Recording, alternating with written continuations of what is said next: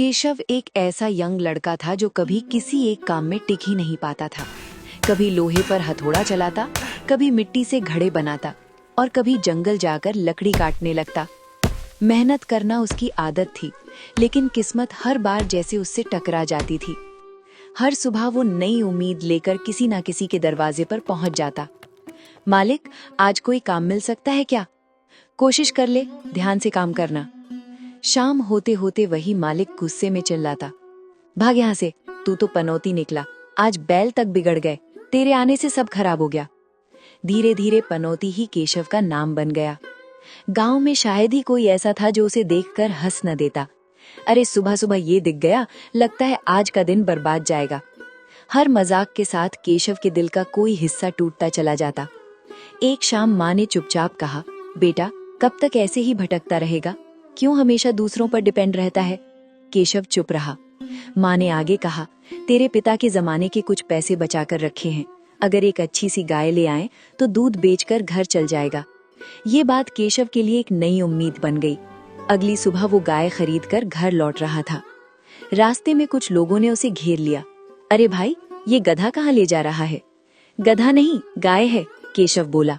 पागल है क्या? सबको तो गधा ही दिख रहा है। एक के बाद एक लोग वही बात कहने लगे।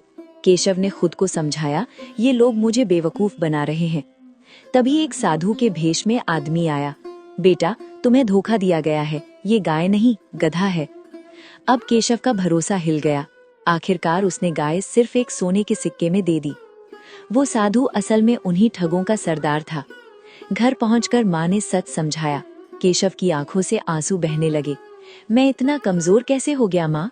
माँ बोली, तू देखना कम और सुनना ज्यादा करता है। कुछ दिन बाद केशव की मुलाकात गौरी से हुई, वही लड़की जिससे वो प्यार करता था। मेरे पिता मेरी शादी कहीं और तय कर रहे हैं, तुम हमेशा कहते हो कल सब ठीक हो जाएगा। उस दिन केशव ने खुद से वादा किया कि वो बदलेगा, लेकिन गौरी के पिता गांव के जमींदार ने एक शर्त रख दी, 1 महीने में मुझसे ज्यादा अमीर बनकर दिखाओ, तभी मेरी बेटी तुम्हारी होगी। ये चैलेंज नामुमकिन सा लग रहा था। केशव ने फैसला किया, गांव छोड़ना पड़ेगा। माँ ने कहा, अगर तू जाएगा तो मैं भी तेरे साथ चलूंगी। माँ बेटा अनजान रास्तों पर निकल पड़े। रात जंगल में हो गई और एक सुनसान झोपड़ी में उन्होंने शरण ली। वहाँ एक भयानक राक्षस रहता था। उसने माँ को बंधक बना लिया और केशव को मांस लाने भेज दिया। जब केशव वापस आया, माँ जिंदा नहीं थी। उस रात केशव के अंदर का भोला इंसान मर चुका था। आंसुओं और दर्द के बीच एक दिव्य नीला हिरण प्रकट हुआ। राक्षस मरेगा तो संतुलन वापस आएगा, तुम्हारी माँ भी, उसने कहा। हिरण ने उसे एक तपस्वी ऋषि तक पहुंचने का रास्ता दिखाया।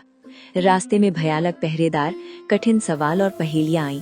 इस बार केशव ने सिर्फ सुना नहीं, सोचा भी। ऋषि ने कहा, तुम जवाब नहीं, समझ लेकर आए हो, यही तुम्हारी असली ताकत है। ऋषि ने उसे अमृत दिया। आखिरी युद्ध में राक्षस का अंत हुआ। अमृत से माँ दोबारा जीवित हो उठी। माँ ने केशव को गले लगा लिया। अब केशव पहले जैसा नहीं था। अब वो सिर्फ सुनता नहीं था, समझता था। अब वो डरता नहीं था, फैसले लेता था। किस्मत बदली नहीं थी, केशव बदल चुका था।